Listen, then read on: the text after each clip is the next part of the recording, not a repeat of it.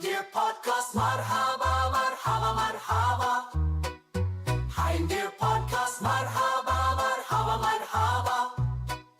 Yalla habibi, mashallah habibti, yalla.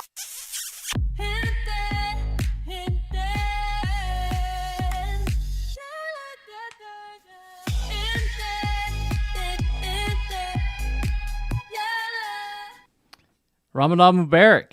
Ramadan Mubarak. Hi everyone, how are you? I hope you're doing well. In Ramadan, it's been treating us hard. How about you? Tell us about your Ramadan experience so far. How do you guys enjoy starving? I want to know how many calls divorce attorneys get during Ramadan. Like if there's ever a time that would ruin my marriage, it would be during Ramadan. Yeah, it makes you so irritable. Irritable, yeah, and mad, angry. We had a fight today. Not well. I mean, not a bad fight, but you know. I was wrong. Irritable. She was right. I apologize. It's not that. Zoja Saida Haya Saida. That's how you do it. All right. What do we have today? Okay, What's the topic? Today's topic is Hi, Abul Meme. Finding happiness. All right. Sorry, babe. It's my ADHD brain. Finding happiness. That's what you wanted to say. Yeah, finding happiness. We're going to talk today about how to find happiness. Yeah. And I realized Abul Meme is saying hi Hi. In the middle of when you were saying that. So Okay. Anyway. Yeah. Hi, Abul Meme. So finding happiness, that's something a lot of people strive for. A lot of people are unhappy. We've gone through stages where we were unhappy, going through depression, maybe trauma, and trying to figure out how to find happiness, trying to figure out how to make yourself happy can sometimes be a long quest, a real endeavor you have to go on to find that happiness. And so we'll talk today a little bit about our experiences and our knowledge of it. And if you guys want to interact with us and tell us what you think about it and give some advice for everyone or share your thoughts, you're more than welcome to call. Feel free to type messages. You can call us on WhatsApp. The WhatsApp number is 332. Actually, 614. Yeah, 614. 332-2811. 614-332-2811. And if you are not in America, you got to add +1. Yeah. +1, 614-332-2811. Hi, Ghadir. Thank you for being on the podcast. We appreciate it. 2811. There you go. Okay. So to start, Hind. Yes. How do you feel about happiness? Are you pro or against? Of course I'm pro happiness. Who's against it? Pro happiness. I feel that everyone's purpose is to be happy. What else? Well, what do you have to say about happiness? No, I think that a lot of people do. I think even that sometimes people can get in cycles where they do things that make them feel happy momentarily, but actually hurt their happiness in the long run. So maybe like unhealthy habits, so overeating, and it feels good in the moment, but if you overeat too much, you can gain a lot of weight and get health problems or just feel unattractive. Or if you drink alcohol or smoke cigarettes, you do that a lot of times to free up endorphins in your brain. But if you do that stuff regularly, after a while, it can have really negative effects on your life. Yeah, I think we are wired to adapt to certain routines as human beings, you know? Mm-hmm. So when you're adapting a routine that's healthy, like working out every day, or some people are addicted to that too, like addicted to working out. But if it's a healthy routine, that would slowly lead you to happiness because you feel achieved. Yeah, once like you're you've done. achieved something. Yeah. I just started a workout program. I've gotten myself a little bit out of shape because I was sick, and I'm trying to do the P90X3, and I've done 2 days now. Married. All right. Sweet. Hi, Sweet. We love you. Thank you so much for supporting us. So last week we were trying to last week we spent about 10 minutes trying to figure out how to get on Instagram. It turns out Hind was suspended on Instagram and she's not allowed to live stream for a year because she posted pictures from Gaza. And they're cracking down on people trying to spread information about what's happening. Yeah, because we talked about Palestine and Gaza, they banned us from doing a live stream for a whole year. Now we cannot go live on Hind Deer for a year. We cannot be discovered by new audience. They're not going to put us on Explore page or have us watched by a new audience. They removed the monetization. Yeah, even though that was not really like functional. Anyway, Abul Mim talks about happiness and he says, in my opinion, anything you do with love and with not waiting anything in response would give you happiness. Yeah. I think he's talking about like good deeds or like, doing good. What to the about community. when in life, let's say you go through a lot of traumatic experiences, or maybe you've dealt with a lot of serious things. Last week, someone talked about how his father had died and he didn't have a lot of money. But let's say you have a lot of things that have happened over time and you've just been beaten down and things just keep happening to you. And you even realize things keep happening to you because you're in a pattern, you're in a cycle, and you're inviting the people in that are not healthy for you. But at what point do you recognize that and pull yourself out of it? Because I went through that phase where I had to pull myself out of it. And I'm sure a lot of people have. And if you haven't, I'm sure there are people that will at some point have to pull themselves out of depression, out of unhappiness. Well, it depends on the trauma. Some traumas need therapy. Yeah. Right? If you're in Gaza right now and you survive this war, you'll end up like the war ends with you losing a lot of relatives, friends, loved ones, and you being so scared and PTSD. I don't know how someone would recover from that. Maybe a lot of therapy. I don't think you could recover from that. I mean entirely. I think that's some very complex PTSD. I think that would pretty much ruin your life. I mean, you could survive and you could find happy moments, but I think that overall it's got to traumatize you so badly that I don't know how you could recover. It's such an abnormal thing for humans to experience that much trauma that it might break their brains. I hope not. Yeah. But even with that, I think you still can find happiness, because happiness is not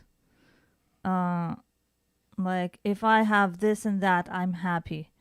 It's where you find your peace. Yeah. It's you see others that are worse than you and you say, thanks God I'm not there. Thanks God I have things, Thanks God I have a room I can sleep in at night, for example. I remember hearing a story, I think it was in Portugal, where they made a change where how they had dealt with people with drug addiction. So, and I could be wrong, I'm just trying to remember it as I remember it. People, when they had maybe heroin addictions or other addictions in Portugal, the government decided to start job training these people, send them to, or even if they go to prison, they job train them and they get them all set up for a career and have a purpose. And a lot of these people, they become so fulfilled with their new purpose, with having a career, with having things that they can be proud of, that they stop using drugs. Yeah, like I said, routines, Yeah. Routines. So I think purpose, like everybody has to have purpose. You have to have purpose, I think, to feel happy. I think humans naturally need purpose, which is why we are drawn to ideologies and religion and opinions even, because we have to fit into something. We have to see ourselves compared to something else. We can't just exist. We've got to exist in a tribe. Mm-hmm. Yeah. Let's see what Abul Mim says.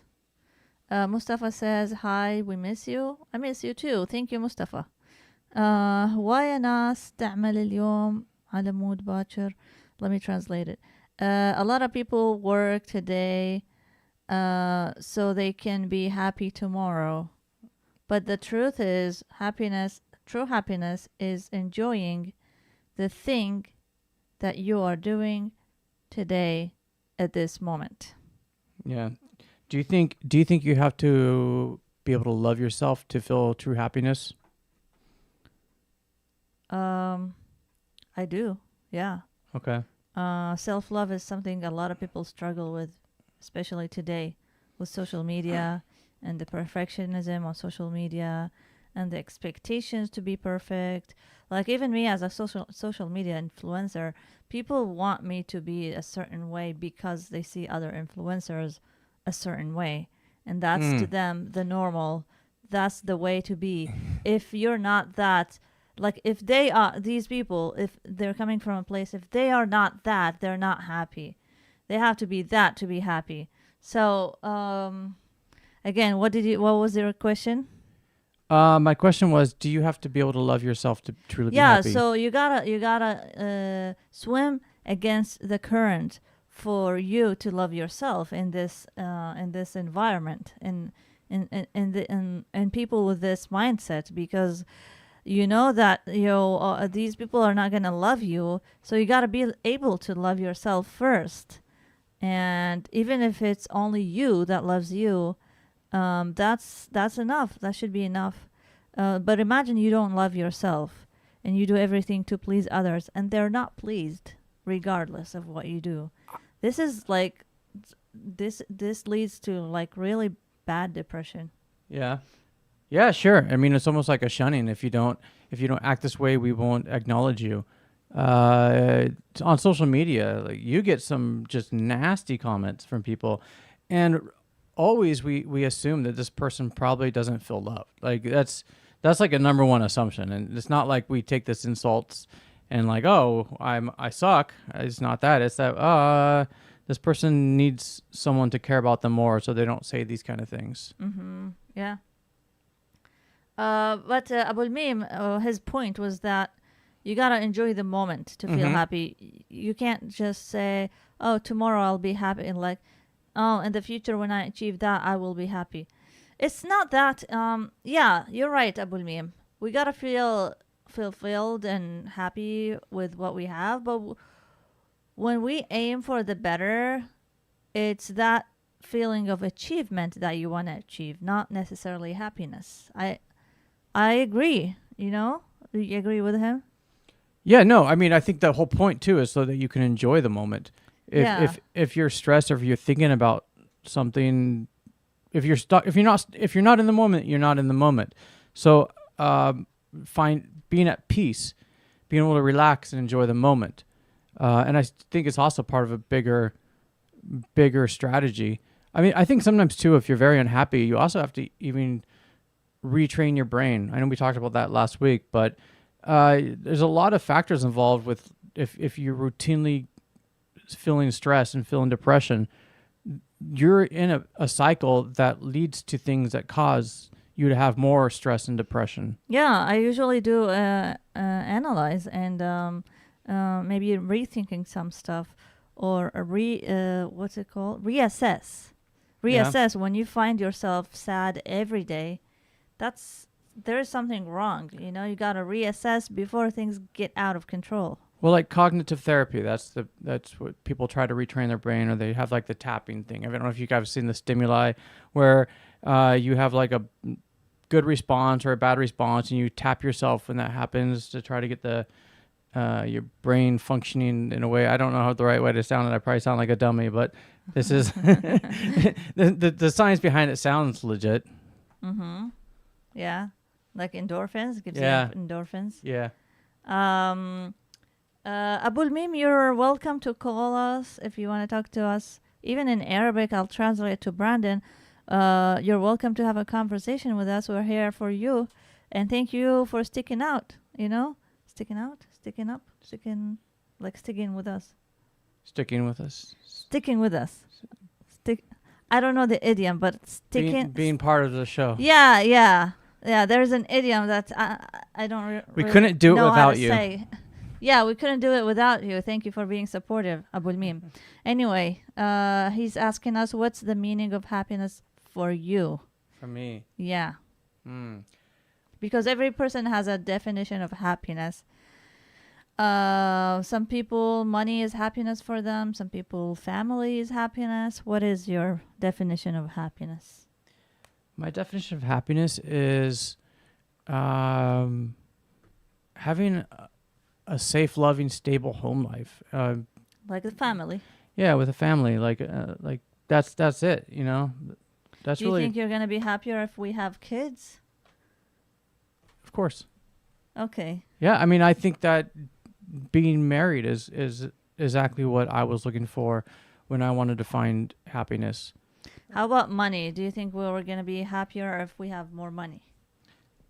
I think life is easier when you have more money. I'll be honest, like I don't really care about money other than just I don't want to owe people money. I don't want to be broke and I don't want a lot of bills, but I don't care a lot about money. I mean, I think it's nice to have a nice car. It's nice to have a nice house. We have a nice house. It's a small house, but it's nice. I'm content. If you want to have money, I'm happy to have more money because it's what you want and because I love you. I want you to be happy. So there's so many reasons why I would want to have money, but me personally, like I'm simple. I like to be simple. So to you, happiness is family. Yeah, it's also it's living peacefully, feeling loved, having validation, you know, encouragement. You need those things. Having the right person in your life. 100% having the right person in your life. Being happy, you know. For sure. And yeah, to me, is family too. Believe it or not, I want money because, as you said, it makes your life easier. And we're living in an era where you either have money or you don't. You know, you either have a lot of money or you don't. Yeah, speaking of finding happiness, You have nothing. a lot of people will judge someone's self-worth based on how much money they earn or how much money they have. And a lot of people, when they struggle, they can feel even more unwanted if they don't make a lot of money. But then you also have people that are very arrogant. They have a lot of money and they just think everyone should like them because of that. And it basically brings out the worst in people. Yeah, they think it's their worth. Yeah. When it's not. Yeah. Well, I was talking about happiness. Yeah. Family. For me, family is happiness. The fact that I have you and my family and your family. Now 2 families are merging together. This is happiness. This is like true happiness. The fact that your mom loves me and my mom loves you and you have your grandma and, you know, we're going to build on that and have children. That's the true happiness because these are people who will love you whether you have money or not. Mm-hmm. When you have money or when you're powerful or when you have a lot of followers, because I've been there before, people will fake love you. People will pretend that they like you, but they don't. You know that they want something out of you. They don't really like you. But the family is the only thing, you know. It depends also, like nowadays kids they have that trend of estranging their parents or like calling their parents narcissistic. It's a trend. I don't know if it's a trend everywhere, but that's definitely a trend right now in the United States for kids to call their parents narcissists. Yeah. Like I'm prepared if something like that happens in the future, but we'll make sure we raise them very well and we become good parents to them. To take your point a step further, so not only just having a good family, but when people in your immediate family are emotionally stable, emotionally healthy, I think that's really important too, because you can't get that love and validation if people are off their marbles, off their rocker. Yeah, for crazy people, you mean? Yeah. Yeah, you can't. Yeah. When you have toxic family members, what they call narcissistic people, narcissistic traits. If you have those around, it takes away from your happiness. I think so. Yeah. They give you endorphins. They give you like excitement, happiness, but then you live miserable the rest of the time with them. Let's draw like a blueprint. Let's say let's say you were unhappy and you wanted to find happiness. How do we like map a blueprint of how you achieve that? Like, what's the first thing you're trying to figure out? Well, you first of all, I think you gotta figure out if you're addicted to something. Okay.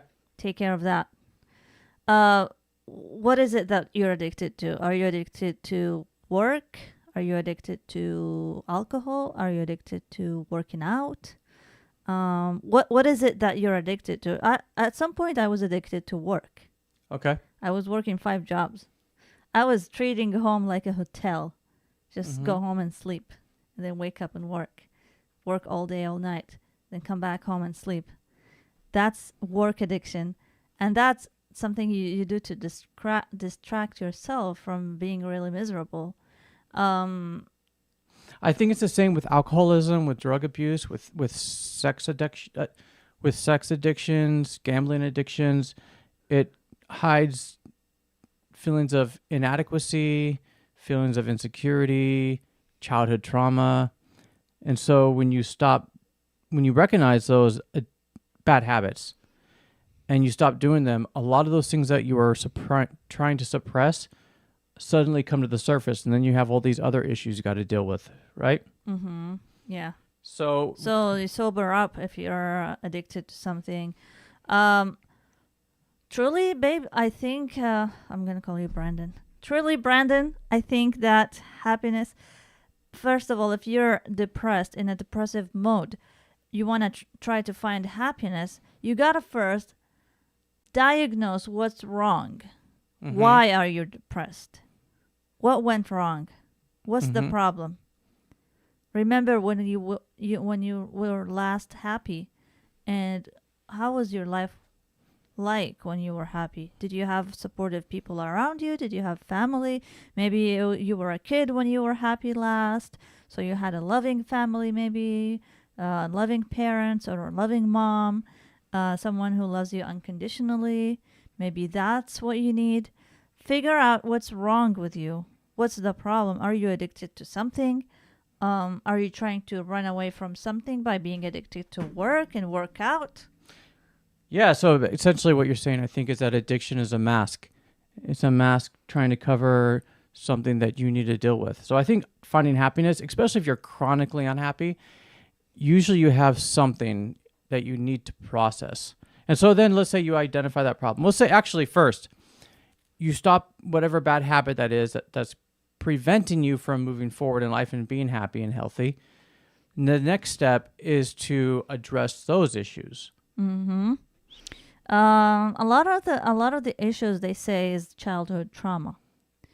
And I read a book written by someone, Mohammed Kilani. He's like he does a lot of alternative medicine stuff, a lot of crazy stuff too. But I like his cult. It's a healthy cult. Anyway, I read his book, and he says everything is a trauma. Everything you went through in your childhood before 2 years old can determine what you are after. The younger you are, the more ingrained that trauma in you. So you gotta go back in memory to those childhood traumas. It could be that someone spanked you as a child. That could have caused you some trauma. It could be that you got piercing, you got your ears pierced as a baby, because we do that in my culture. I don't know about if you guys do it, but we pierce girls' ears when they are like months old, and that's traumatic to them. It could be that, I think too that's one of the reasons why kids in the United States are calling all their parents narcissists right now. Also, because they're taught emotional intelligence more, so they're more aware of their emotions now than the older generations, and that's just part of like living in a place that's somewhat safe and stable over generations. Yeah, I remember at times when I was trying to find out my traumas, I was really mad at my mom because she spanked me. Mm-hmm. I'm like, you spanked me. You punished me really hard when I was a child. How could you do that to me? I mean, and a lot of times they don't know, these parents grew up in different times and they were spanked a lot as children, and they just grow up to think that's the way, and they spank. And that could be really traumatic. And we don't know. I don't know what things like. I don't know what I don't know. When we have kids together, let's say we have a baby, we will try our best to raise him or her good, but us trying our best is not necessarily the best. We could do something that we're not aware of, that this child will grow up and find out, oh, I was traumatized by such and such, No, so I'll tell you a story. So when I was really little, I must have been maybe, I don't know, 3 years old, 4 years old. I remember my older brother hit me, and I was really upset that he hit me, and I was really angry, and I told my parents, and they made us both go to our rooms. And I was just so angry because I couldn't stand up for myself because he was so much stronger than me. And I remember just yelling, like at the top of my lungs that, this is unfair, like something, something, something. And then I got in a lot of trouble for that. I got punished for that. And being punished when I was so upset about being assaulted, it really scarred my brain. Like that gave me like issues to the point that there was a time later where I had flashbacks from that. That's how traumatic it was. Mm-hmm. Yeah, I bet. That would be, according to psychology, considered a childhood trauma that you need to process and go through and fix and heal from. I also hear too that like people, it's spoiled people's people problems. First world problems. First world problems. There you go. But also like a lot of these things that manifest when you're getting your 30s and your 40s. That's where like a lot of these things. That's where everything sort of comes together. I think when you're a teenager, you're a teenager. When you're 20, you're 20. When you're in your 30s, you're starting to turn into an adult. But when you're in your 40s, you're an accumulation of all of those different chapters put together. Mm-hmm. Yes. I was gonna say something. Say it. Childhood trauma. So that mistake that your parents did, actually, a lot of parents fall in that. I because I work with patients. It's part of my job. I see that in front of me. Like, I once saw new parents that have two toddlers. I mean, one baby and one toddler. Toddler was like beating the shit out of the baby, and the parents were like, "Oh, honey, no, it's your brother. Don't." Yeah. Instead of giving him consequences and like making sure he doesn't do it again, he kept doing it. He didn't know it was wrong because he was like comforted when he did it. Yeah, I think that a lot of people don't realize how much siblings can abuse each other, and I think people now are becoming. They understand it better, but a sibling can be very abusive to their other siblings. And if they weren't kids and they weren't related, sometimes that person would be arrested and sent to prison for behaving that way. Mm-hmm. Yeah. That's one of the things I really want to watch out for when I have kids. All right. Abul Mim, let's read his comment. When we told him to call us, he said next stream, next live stream, I'm gonna prepare myself and call. Okay. We hope so. You're welcome to call next time.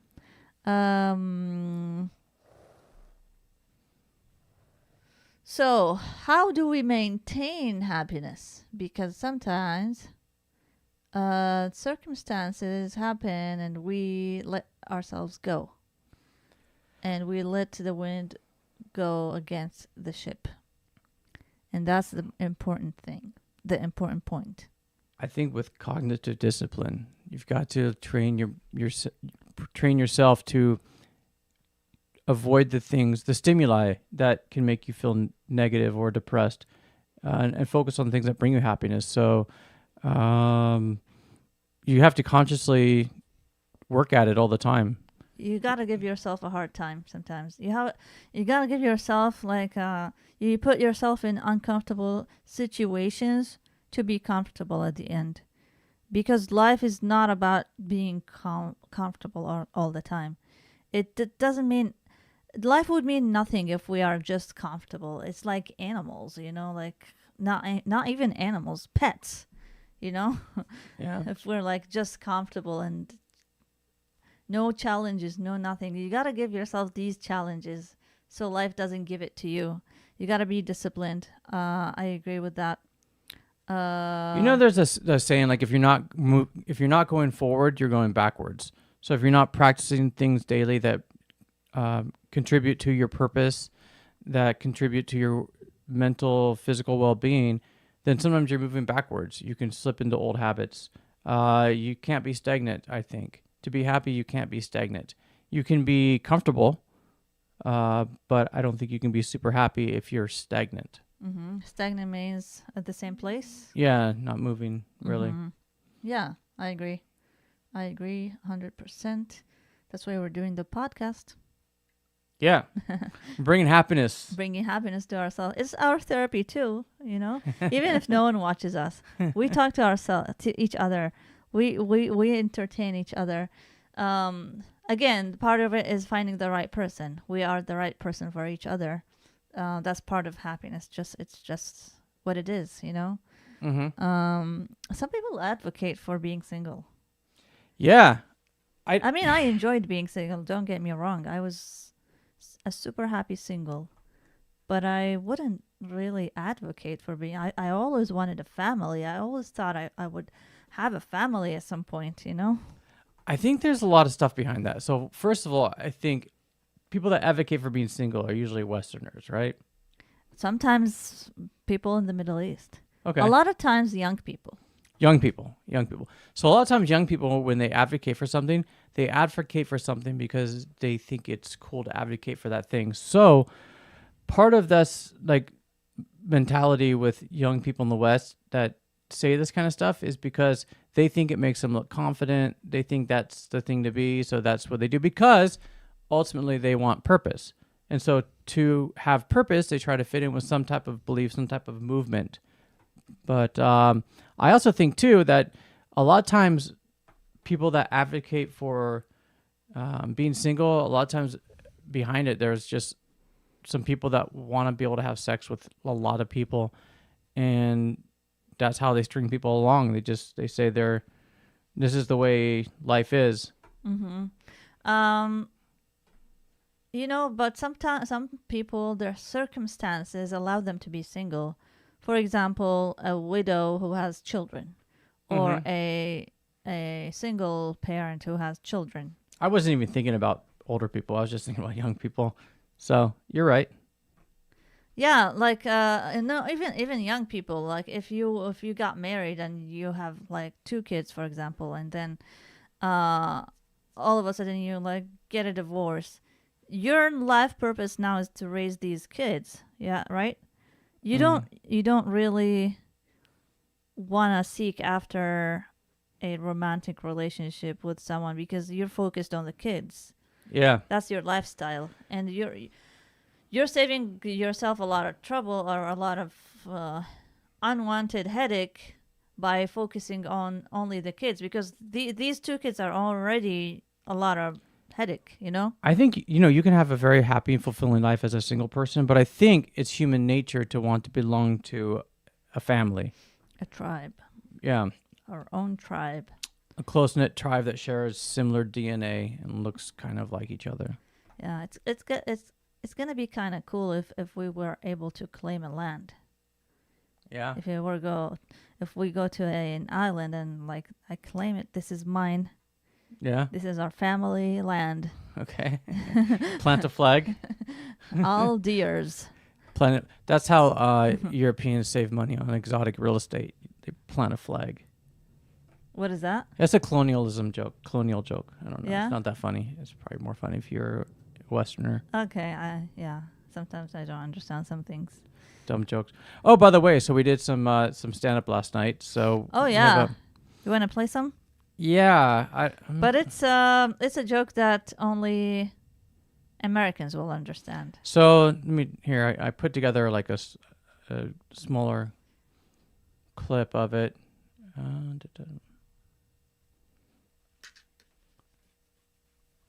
Know what that is? An unwed gender clinging hard to a past participle. Okay, let's start from the beginning. Before we start, let's tell them about Chauvin. Derek Chauvin. Derek Chauvin is the white guy who killed George Floyd. He was a police officer And was he's the one in that- jail for that. who had his knee on George Floyd's neck, and George Floyd died, and then that led to a lot of riots in the United States. So Black Lives Matter, all that stuff. So During COVID. mm-hmm. For the host! La, la, la, la, la, la. That's not a thing here, man. Sorry.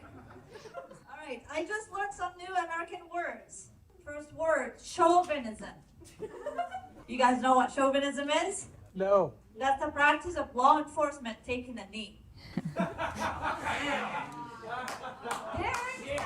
Derek Chauvin fans here. Yay. I thought it was going to be more of a George Floyd crowd.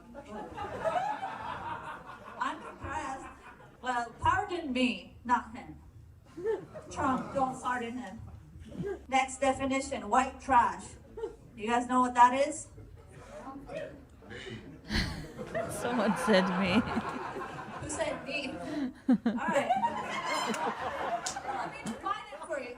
Let me see your belly. I don't think you're white trash. Because according to my definition, white trash is the practice of people of European descent eating processed foods. I got in trouble for that joke once. True story. Oh, did I get in trouble again? Forgive me, I'm a foreigner. Still learning the culture. It's been 10 years, but... Next definition, white supremacy. You guys know what that is? Yeah. Oh, that You was guys him. make me feel like I'm racist. White supremacy is a theory in which those of European descent shouldn't be judged on their moral character or anything unless they are in fact European. Ew. They didn't get it. Next definition, misgendered. You guys know what that is? An unwed gender clinging hard to a past participle. Some nerds in the room. No other nerds in the room? Not funny? Ran or Nazis think I'm hilarious. I kill on X. All right, that was my time. Thank you so much. How long did I take? I kind of feel like slow parts out, but that was about 3.5 minutes altogether. I thought the jokes were good, but no, people didn't really understand some of the jokes, but that's okay. I mean, first of all, I'm getting more comfortable on the stage. yeah, That's the point. That's what we want. We want to get comfortable on the stage. should I just close Instagram? I think you did. It's okay. It's okay, babe. We're here.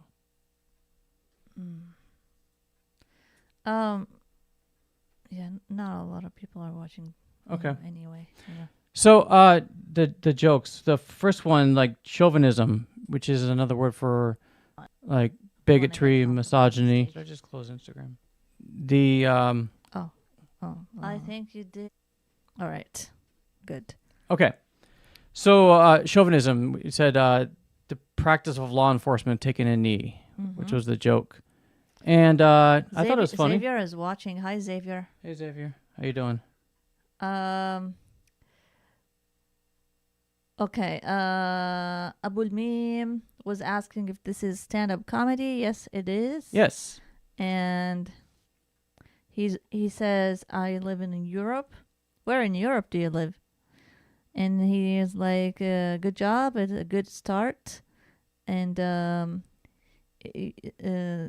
it's for you, like Yeah. So keep it going. the white trash joke, the definition of white trash was the practice of people of European descent eating processed foods. It's pretty funny, McDonald's, if you've ever been in the United States and you've been to the grocery stores, it's a lot of processed foods. And the processed foods are the cheaper foods. So there's a big correlation between people that would be considered white trash and processed foods. Mm-hmm. And then the next joke, white supremacy.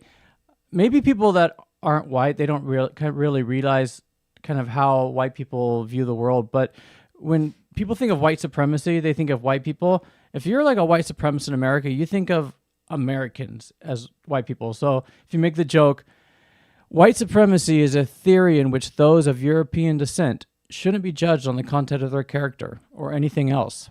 Unless of course, they are in fact European. Gross. So I thought Americans white Americans would probably think that one was funnier.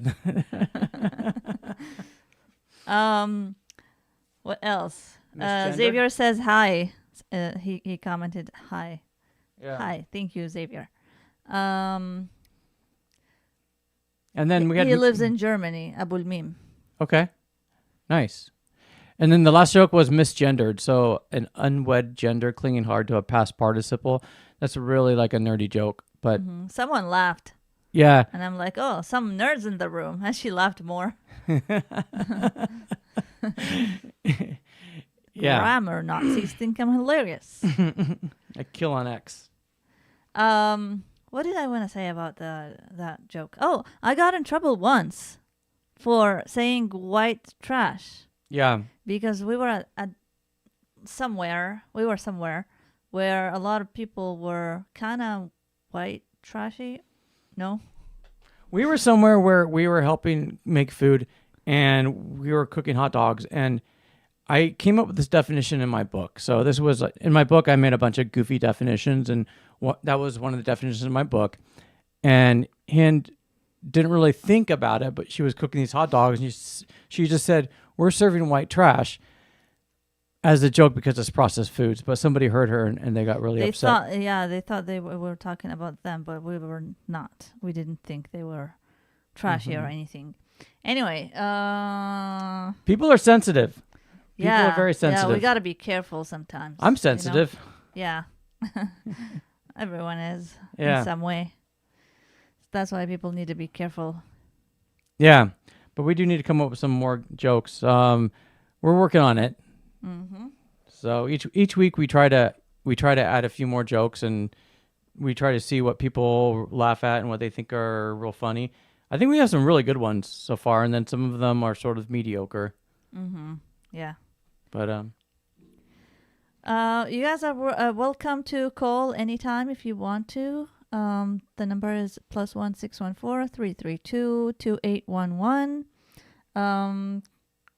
Jump in here with us and tell us about anything in your brain and your mind, anything on your mind, anything you just want to talk about. We're here for you. yeah, give us some ideas for stand-up comedy. We need some jokes. We need some inspiration. Mm-hmm. Actually, Xavier, he I think he's doing like a live every day now, trying to, I think on Instagram. I think it's like a New Year's resolution or something, but I think he's going live every day. Oh, yeah? Yeah, I see his posts. I saw that before. He had a resolution of making a comedy sketch every day. Every day? Yeah, he had that before, but I don't know if he's doing it anymore. But yeah, what else? Abul Mim said Hind Deer previously was very active on YouTube, and I think she was happy in that journey, and she made everyone happy.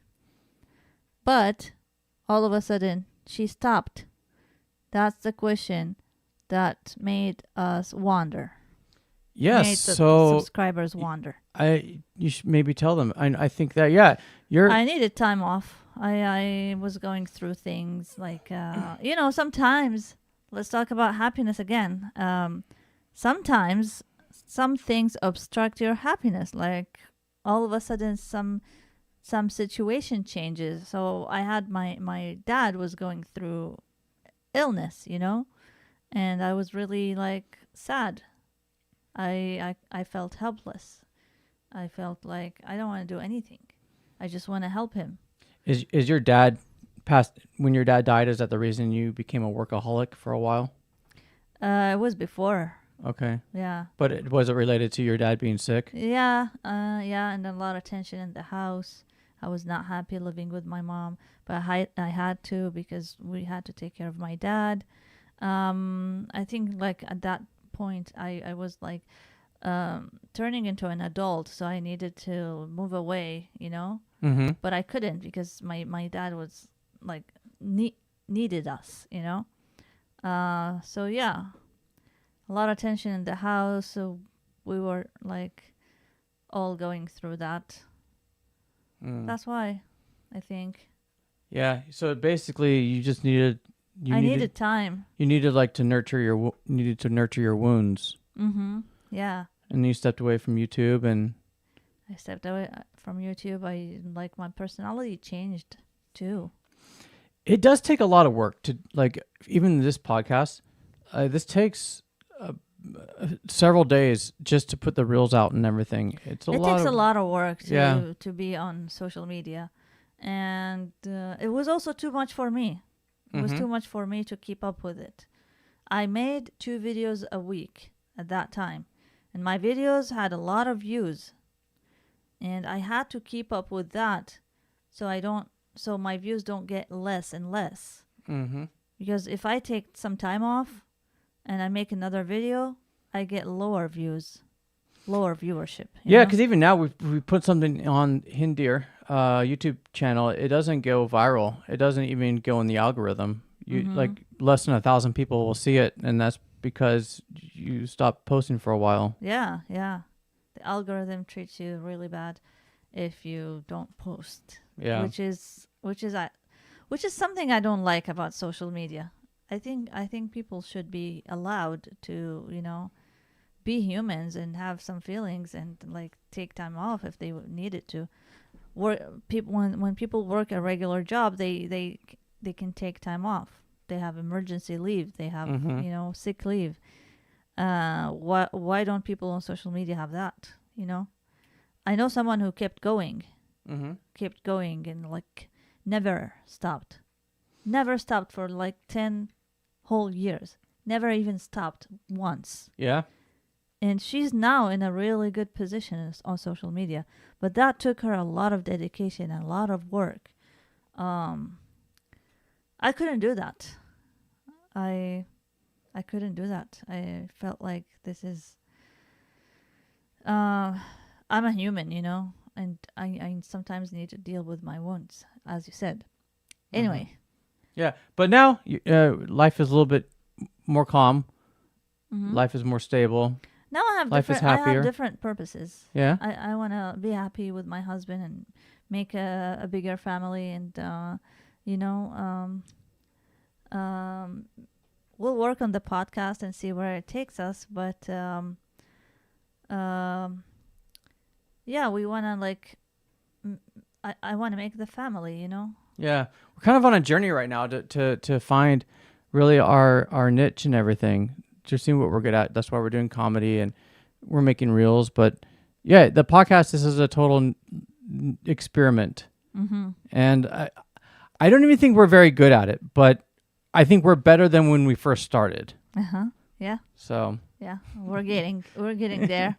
It's way more. We need to fight. We need to fight on the podcast on thoughts and ideas. We need to disagree with each other. I feel like when we do that, people are gonna like want to jump in and disagree with us. Want to fight about Syria? Not really. Okay. I mean, what happened in Syria right now is like they're killing the minorities and blaming it on the minority. Yeah. So the Saudi news, or are we not allowed to say countries?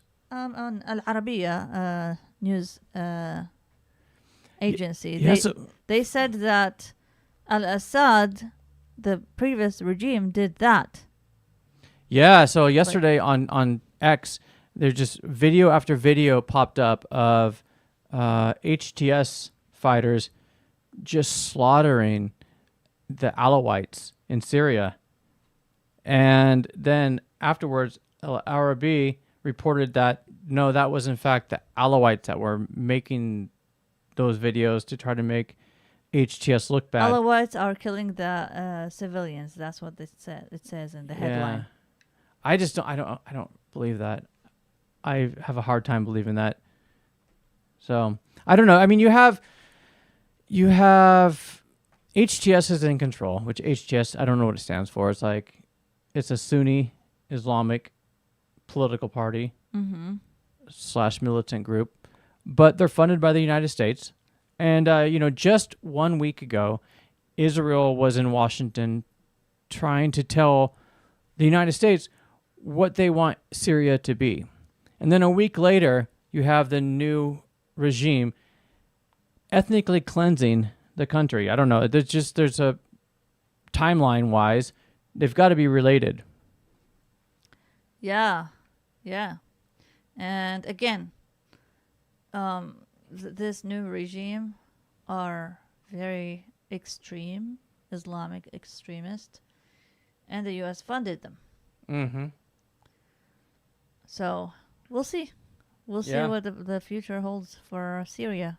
Yeah, I mean, the United States, Al Qaeda, ISIS. Same. These all started Same pattern. These all started with American pet projects, like Al Qaeda was in Afghanistan. The United States built, what do they call them? The madrasas. Yeah. And places to radicalize people, because they thought if they could radicalize them, they could get them upset against a certain group and use them to fight. And they did. The Mujahideen overthrew the Soviet Union in Afghanistan. But afterwards, now you had a lot of religious extremists with weapons and nothing to do. Mm-hmm. So remember when we replied to Abul Mim, telling him what was going on with me? Mm-hmm. He's like, you have every right to take a break. But when you came back, you didn't come back the same Hind Deer. You changed. You're not like before. I don't. So, but we are true subscribers. We love you, no matter what you are. You know, we see these comments a lot, and I didn't know Hind then, but I've seen all her old stuff, and I want to know what it is that isn't the same. I mean, there's obviously people change. I don't know if it's at the time when she was popular, if people just really liked to see her, and so they would get those endorphins when they would watch her and get excited. I think at that time, the stuff I made was popular, but it's not popular anymore, because I even tried to mimic what I made before, and it was not, like, did not turn out good, it did not get the result I thought it would. So it's not that I changed. I don't think so. I think that the people changed, and like what they like has changed. Yeah, I think so. What people likes has changed. People used to be more simple before COVID. Life was more simple. We didn't have so much AI technologies and stuff like that. We didn't have too many creators. I think content too, like creators a lot of people that used to social watch media. you were probably teenagers that, they're very optimistic about the world, and now years later they're married, they have children, they're more serious people. I think our content's really funny. I like our content a lot, but our content, we have a very dark humor, and also the fact that Hind lives here in the West, and she's probably absorbed some of the Western mentalities a little bit, and that's separated her more from Middle Eastern mentality. Yeah, I think that's what happens too. But but at the same time, I mean, like, you can't take the Arab out of her. She's an Arab. She's a Middle Easterner. What do you call it? Patriotic? Arab nationalist. Yeah.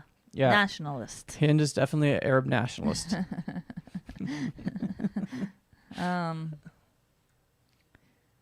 and he's like,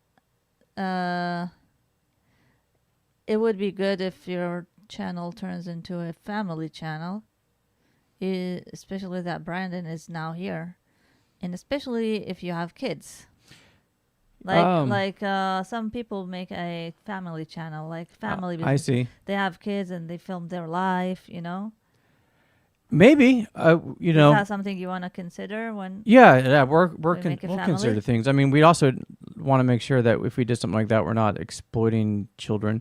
But we're open to these things. We're trying to find our footing now. And even now, like the stuff we do, we make dark humor sometimes, but we're not like being immoral about it, or we're not doing immoral things. We're not promoting immoralism. We're very moral people. We just think some stuff is funny. And so, I mean, we're kind of going in that direction anyways, where we're doing stuff as a married couple and seeing what works for us. But yeah, we're open to these ideas for sure. I mean. Mm-hmm. All right. Are there any real pics? Yeah. All Hold right. on a second here. Hind Deer's weekly real picks. So dope, super duper diggity double dog dope third. Oh, mom, bruh. Hi. Hind Deer. All right, guys. Here's this. I thought this was funny. I think a lot of things are funny that other people don't think are funny. But do you guys know how like Americans and Canadians and Australians and British people, we all make fun of each other? And you may not even get the humor, but this is a Canadian guy making fun of. First, he's making fun of Americans, and it's kind of funny because this is a really over the top example of how we make fun of each other. I didn't really get the joke that he was saying. Okay, let's play it. All right. I'm a professionally trained voice actor, and I'm going to prove to you how Canadians and Americans speak very different English. Sure, the accents are similar and the differences are subtle, but they're definitely there. For example, a Canadian would say, hockey is Canada's national sport. An American would say, I once got a concussion playing football, never recovered from it. I'm a real American. Hopefully my kids will grow up to get concussions like their daddy. Chickens make the world go round. Beef and chickens. Paper straws are explosives. What Daddy Trump says. I love you, Daddy Trump. Let me know what differences you spotted in the comments section and follow for more. Okay, so he's basically saying all Americans act like an African American stereotype from the 1920s. No, he's just saying Americans like say stupid things. Yeah. And that's it. I mean, American. I don't know. Probably people everywhere say stupid things, but he's making like stereotypes of Americans. And then We are really used to dumb people here. yeah. My brother went to some country in the Middle East, and he came back, and my brother lives in Canada, and he told me, you can't believe how dumb people are in there. I'm like, in my mind, I'm like, we have dumb people. We live in America. We're used to it. Maybe you're Canadian. Maybe you're too educated, and your people are too educated. Yeah, I think the way Canada does is immigration. Probably people in Canada are more higher They say educated. people in Canada are more educated. Even the driving. Yeah. Like, they won't drive like savages, you know? Like, they will respect the law. First worlders. Real first world. All right, guys. So let me show you the same guy. And this time he's going to be doing making fun of British people. So over the top stereotypes of how we think British people sound and act. I'm a professional voice acting coach, and I'm going to prove to you that Canadian and British English are not as different as you might think. Sure, our accents are different, but some similarities may surprise you. For example, a Canadian would say, can I offer you something to drink? A Brit would say, cheerio. Cheerio. Right. Let's get pissed. 2 glasses of piss, governor. Blimey, governor. Love, I swear on me name's grave I wasn't at the footy. Hello, right. Cheerio. Cheerio. Cheerio. 2 glasses of piss, please. Let me know what you think in the comments section and follow for more. Okay, so I didn't get the jokes. you don't get them at all? At all. Wow. But you're an American. You know the stereotypes about like your people. You know. Yeah. Like lots of things. Like British. Okay, so our stereotypes of British people. They have bad teeth. They sound very articulate. I don't know. Who? The British. British people, yeah. They sound very condescending too. Yeah, it's a very condescending. Like, yeah. Like I remember watching British Got Talent, Mm-hmm. and someone was had really bad singing talent, like not even a talent. Anyway, he sang really bad, and someone in the some judge told him a resounding never. Like it was so condescending. Yeah, and you know, don't be in any illusions. The British are very condescending. Yeah. Yeah. By nature. Yeah, I think so. I think it's a very like they look at themselves as like an elite I mean, people. you know what? We went to a church once, Mm-hmm. Orthodox, and some conspiracy theorist there, but he's a really educated man and he knows what he's talking about, I believe. He told me the British are more powerful than you think they are. They got every control over everything. I think the British are very powerful. Yeah. I mean, it's a tiny island. They're a big part of what's going on in Gaza. Yeah, the British pull a lot of strings. Mm-hmm. So I mean, they are sort of They are are a tiny elitist. island, but their language is all over the world. Yeah. Their language is in America and like everywhere. Anyway, Abul Mim is asking you, have you ever eaten makluba? I think my mom made it for us, right? Yeah, it sounds familiar. Yeah, makluba. It sounds like I something never I've made it eaten. for Brandon, but my mom made it for us once. Yeah. It's like rice with veggies and chicken or beef. Okay. You've eaten something like that before, right? Mm-hmm. Yeah. He likes the song, the Hind Deer Podcast, Diggity Dup Reels, Hind Deer Pics. And he's like, I hope Brandon goes to Iraq and comes back weighing 100 kilograms from the good food. Yeah. So I don't know what 100 kilograms I is. think Is you that a lot? already, I think you already weighed that. I'm an American, so I'm trying to do in my That's head. about like, 200 pounds.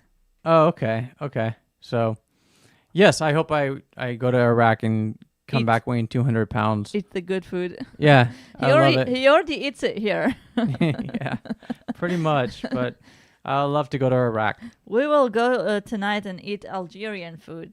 Yeah, we're going to go to Iftar, right? Iftar, yeah. My friend is organizing an iftar for us and a group of friends, and she's going to cook Algerian food. So that would be interesting for me to try, because I've never eaten Algerian food other than couscous. I wonder if it's much different than other Arab. It's got to be Middle Eastern, right? Yeah, but some differences. You know, Okay. each Middle Eastern culture is a little bit different than the other. So She's gonna make dolma with dolma, they don't make it in dolma Algeria. with camel. No, I don't think. The only people who eat camel are the peninsular Arabs.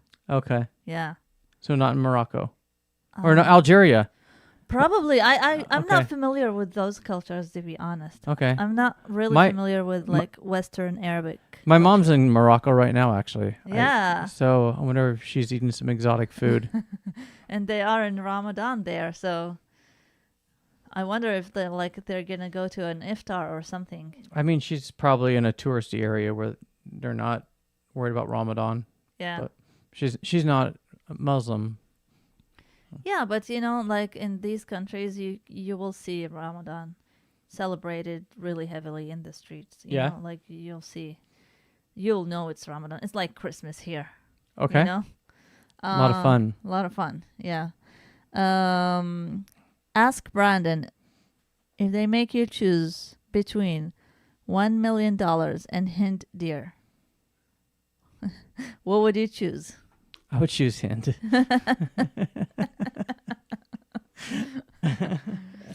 You can choose the $1 million and then you can get me because you have money. Yeah. Get me back. Yeah. No, I love my wife. I wouldn't ever want to lose my wife. I would never choose something over her. My baby. I love you. Love you. And then he said Algerian food and Moroccan food is tasty. I tried Moroccan food. Yeah, I love couscous. Hi, Lily. Hi. Lily here says hi, and hi, Brandon. Hey, Lily. Yeah, babe. Have you eaten couscous before? Yeah. I made it for you. No, but it's like the little like grainy. Yeah. Like little. But I never. Is it made out of dough or is that a seed? Out of flour Okay. and semolina. They make it a certain way. I don't know. Like I think it's a semolina seed, like semolina grain covered by flour grains. Okay. I don't know how they make it, but it's really good. I gotta make you some couscous sometime. Yeah. I'm really a professional. Like my couscous is good. Okay. My mom likes it. I used to make it a lot, but Sounds like you'll be making couscous sometime I soon. should be making some couscous for you. Yeah. All right. Abul Mim says, I used to eat iftar with them at work, even though I'm not fasting. Looks like he doesn't fast or he's not a Muslim. Oh, okay. Do in the Middle East, does, even though it's a Muslim holiday, are there Christians in the Middle East that fast, or people that are non-religious just because it's what people are doing? I don't think so. There are some Muslims that don't fast. Okay. So, especially like in Iraq and Turkey, it's very common that you see young people like in their 20s not fasting just because they're still young and they think they're not used to it and they're young, you know? It's very hard to do, but I know there's a lot of health benefits from fasting, so. He's a Christian. Oh, okay. So does he say he doesn't fast then, or he does fast? He doesn't. Okay. He doesn't fast. Okay. Yeah, I haven't seen a Christian in Iraq fasting, but I've seen Christians fast here. Yeah. When they're trying to, like celebrate an iftar with Muslims, they would fast that day. Okay. Yeah. Yeah, I mean, I would think Christians in America would do that kind of stuff. Yeah, I have a friend who fasted. One Ramadan, she fasted like most of it. And she's an athlete, so she goes and works out. She gives a class fasting. And she's Christian. She was just doing it because she was surrounded by Muslims that she was going to iftars and celebrating Ramadan with. But I don't know how she does it. Like, yeah, she's tough, Yeah. But, even I know people, even intermittent fasting is a thing. People try to intermittent fast because I think it has a lot of health benefits. Yeah. Like getting rid of dead cells, cancerous cells, Well, but talking about happiness, I was, when I was in that state of workaholism, I was fasting too, intermittent fasting. Yeah. And I was working out too. Was that because you were too busy to eat, or you intentionally fasting? Intentionally fasting. Okay. Yeah. Trying to better my life, Trying to do things in my life that will make me feel better about my situation. It's easy to skip a meal. It's really hard to skip a meal intentionally. Like if I get busy and I don't eat, I don't think about it. But if I'm intentionally fasting, all I can think about is food. It's food, yeah. Like I'm obsessed. In Ramadan, Muslims, since I was young until now, people in Ramadan in general, when you go shopping in Ramadan, make sure you don't go fasting because you'll buy every single food. You'll buy a lot of foods that you don't need. Okay. But if you go after iftar, you will be more rational with your choices, and you don't end up paying, $200-$300 on shopping. Okay. Yeah. Very good. Amir says marhaba, marhaba. Hi. Marhaba. And he says he would do like iftar, and he would eat suhoor, which is before sunrise, with the Muslims.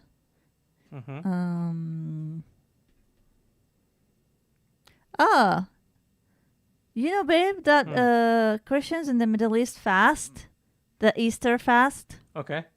So he said, this year our fasting and your fasting is at the same time. I would like to learn about your fasting. How do you do your fasting? Yeah, how many days do you do it? How many days do you do it, and what do you fast from? And are you allowed to drink water? Are you allowed to drink water? Do you abstain from food altogether, or just meat? Tell us. Because here people in America, I asked Christians before, they would say, I would choose one thing that I abstain from. For example, coffee or sugar. I think that's like a Catholic thing. Yeah? I think that's something Catholics do. Like they call it, I can't remember the word for it, but it's for the Ash Friday, I think. They put the ashes on the forehead. Like you saw some pictures of like they Marco would Rubio abstain for like 40 days or something. I'm pretty sure that's a Catholic thing. Okay. Um Any other real picks? No, that was all I had this week. I've been so Lily busy with says everything. that her internet was slow because it's raining. Oh, I'm sorry to It's hear that. okay. We understand. No real picks? How about these videos, babe? Well, yeah, we can. Yeah, do you guys know what bachabazi are? Are you guys familiar with this? It's like just a weird thing in Afghanistan. So in Afghanistan, it's a very strict laws, and you can't date women if you're not married to them. You definitely better not be caught having sex with them. But in Afghanistan, they have sex with little boys.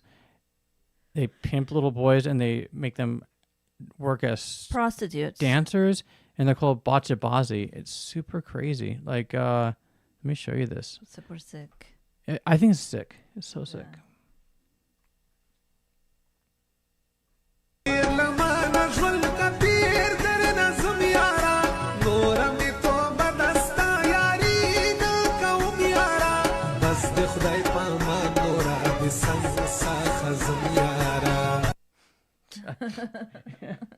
So, Afghanistan, where you can go to be right with God and do everything right.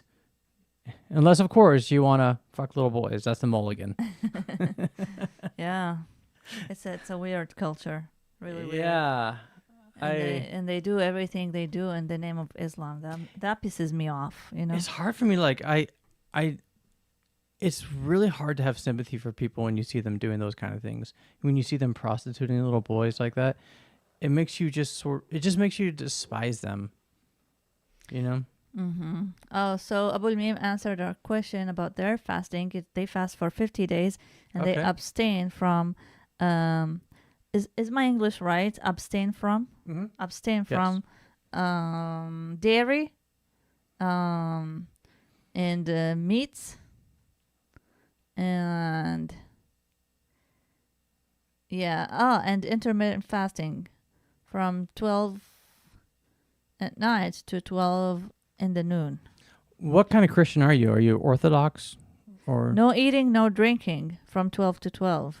Okay. I like that type of fasting. You fast from, basically you become vegan for 50 days and you do intermittent fasting at the same time. Okay. That's a cleansing thing. How many denominations of Christianity are there in Iraq? So, for example, like Coptic or I think they're Orthodox. Orthodox? Yeah, let us know if you're Orthodox. Yeah, let's see. Let us know what denomination of Christianity are you. I love the Orthodox Easter. Catholic. He's Catholic. A Catholic. Okay. The Orthodox Church, they have really nice Easter pascha or whatever, where they go late at night. Want to go this year? Yes. Let's do it. Yeah, for sure. Yeah, I'm down. I love going to like religious services and explore about other religions. I see Americans do that too with Islam, Mm-hmm. and I love it when they do it. So You were just watching Dr. Phil talk about people in Texas yeah, converting to Islam. a girl actually from Texas who was a rapper, sleeping around, alcoholic. All of a sudden, she found God and she converted to Islam. She started wearing the hijab, and her mom was concerned that she will become a terrorist. And they brought them on the show, and they're like, they talk to both of them, like to the daughter, are you gonna become a terrorist? Back to our earlier what is point. There's a this? lot of dumb people in America. Yeah. But if it was my daughter, I would probably be happy for her. Yeah. Like, I know, like, she went to extreme, like, she started wearing the hijab. She didn't have to. But if my daughter wants to wear a burqa, for example, instead of sleeping around and being alcoholic, I would be content that she chose that over the other, Yeah, I don't think most people's options are that binary, though, to be honest. But that girl was like, that girl's mindset was like she goes through phases. Mm-hmm. So she went through a phase where she loves Denmark and she learned their language and she started dressing like them. And then after that, the rapper stage, she became a rapper. She had a lot of tattoos, drinking beer on the stage, getting drunk in front of her fans, sleeping with the fans. And then the other stage now is like being a Muslim, wearing the hijab, going to the mosque and trying to be a Saudi Arabian. She wants to go to Saudi Arabia and start living there. That's kind of extreme if you like change your whole identity into another culture, Sounds like a very eccentric person. That's her personality. Yeah. That's her personality. Eccentricity. So if I had a daughter that would, get really involved in one culture and get really invested in it, I would rather her be invested in Islam than drinking too much and sleeping around. That's what they were talking about. The daughter was like, you should be happy for me. I stopped drinking. I'm a better quality person now. But yeah, who knows what happened to that girl after that, if she became interested in a different culture. Don't know. He said we have other denominations like Orthodox and Syriani, Assyrian. I think it's Assyrian. Assyrian. Isn't Assyrian though? Is that similar to Orthodox? Assyrian. I don't know. Okay. Assyrian people in Iraq have their own language. Oh, okay. They speak Assyrian. That's a very ancient language. That was one of the Iraq's civilizations in the old days. Wow. That's cool. And he says, honestly, I love all religions. Can you imagine? I have a friend who's Indian, Hindu Indian, and I love him so much because love is for everyone. Yeah, for sure. It's not for certain people rather than like over the other people. I watch a lot of reels of Hindus, like celebrations on the internet. It does look really interesting. I have a stereotypes about them, I could be wrong, but it's just, I don't know, like they drink the cow pee, they spray it in their houses. They have To each their own. Some weird shit that they do. But it doesn't mean we wouldn't be friends with them or If they're appreciate friendly, them or respect them. If they're friendly with Muslims, I have no problem with them. If they're the type that want to persecute Muslims, because that's what we know about them. Muslims know that Hindus in India persecute Indian Muslims. Yeah, I mean, there's a lot of animosity between Pakistan and India. Yeah, but in India itself, Yes, there I know. are 100 million Muslims, Yeah. and they are persecuted by the Hindus. Okay. I saw a Hindu man saying that we need to go and invade Mecca, Yeah. invade those fucking Muslims, and it's not nice, you know. Yeah. I mean, it's really common in the United States to have friends of like every different religion. Yeah, And most people don't he even lives know. in Germany, so Germany. Okay. Yeah. So Yeah. in Germany, yeah, you would probably find people from all over the world, different nationalities, different religions, different languages. yeah, Germany at some point took in a lot of immigrants, especially Yeah. when America was not taking them in.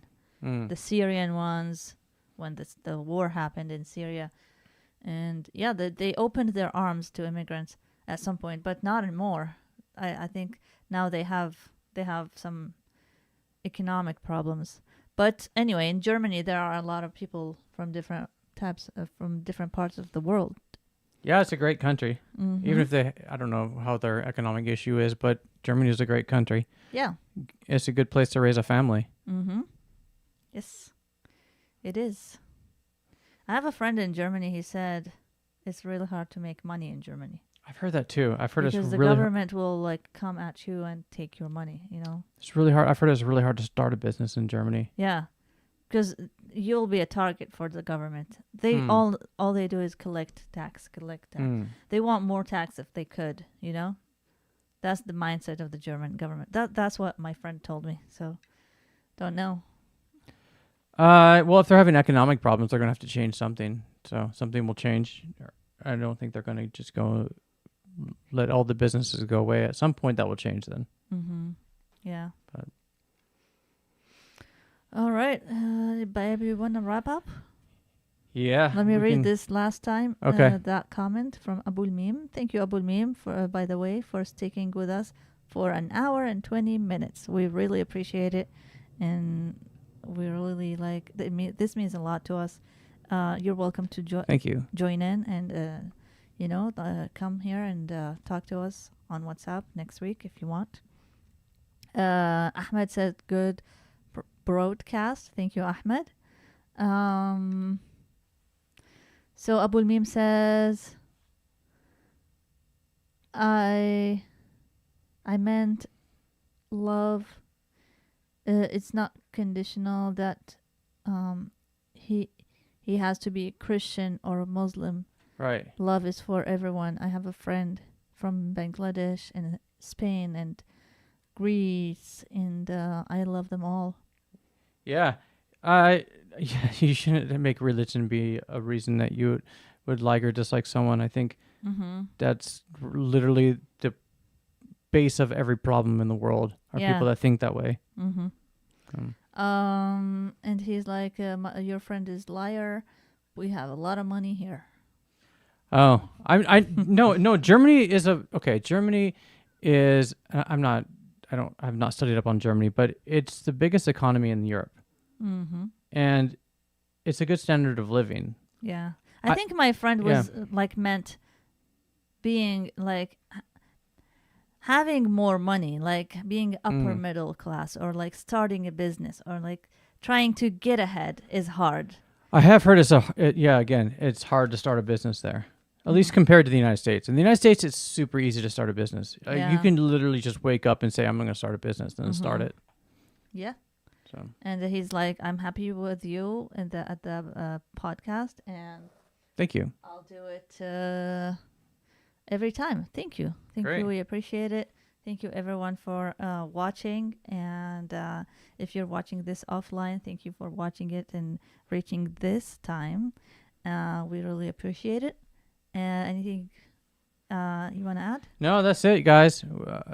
Thank you so much. We wish you happiness. Happiness. Remember to diagnose your problem, to not be in addictive behavior so you diagnose it better and take care of your problems. So to be happy and live the moment. And don't let fasting lead you to divorce. Exactly. All right. Very good.